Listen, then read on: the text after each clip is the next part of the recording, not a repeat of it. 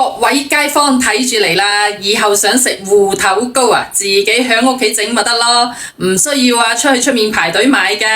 今日我教大家整返一個芋頭糕嘅新做法，比傳統做法更加簡單，同埋好好味添噃，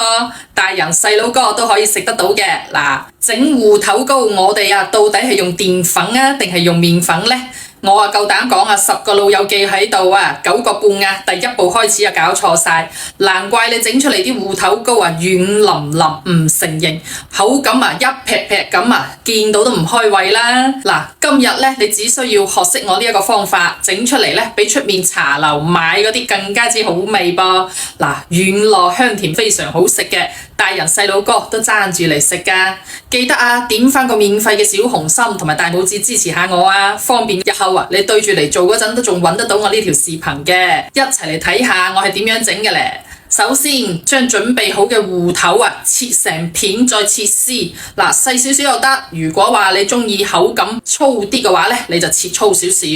跟住熱油爆香啲臘味同埋蝦米，炒出嘅香味之後呢，我哋就倒落呢一個芋頭絲入去，俾些少蔥花，再咁樣打個雞蛋落去，個芋頭糕就更加之好食啦。跟住好食嘅關鍵嚟啦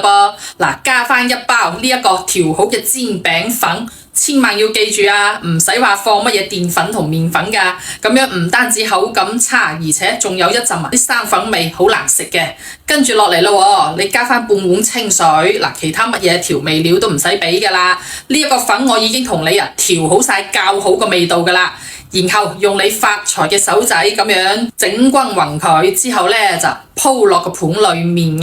鋪之前嘅呢，我哋先搽返一層油，到時就方便脫膜嘅。嗱，倒落去之後鋪平佢，等個水滾之後呢，我哋大火放落去蒸30分鐘，咁樣就出得鑊噶啦噃。嗱，你睇下啱啱整出嚟嘅芋頭糕，唔好脫膜住，等佢攤凍少少之後脫膜，哇，軟糯香甜，非常好食。呢一個煎餅粉就係點心師傅按照比例同你調好嘅，你用佢嚟整芋頭糕缽仔糕嗰啲煎餅都非常之好食噶噃。嗱，如果你都想試下整呢一個芋頭糕，你一定要準備返呢一個煎餅粉噃。你如果唔知道喺邊度可以買得到我呢一個煎餅粉，出去買你驚買到唔同味道嘅，又唔好食啦。你可以點開我個頭像嘅，裏面有個商品櫥窗幫大家準備好晒噶啦。趁住而家有活動，嗱臨帶多2包返屋企備住，想食嗰陣咪隨時可以整俾啲小朋友食啦。自己喺屋企整，關鍵就係又健康又有營養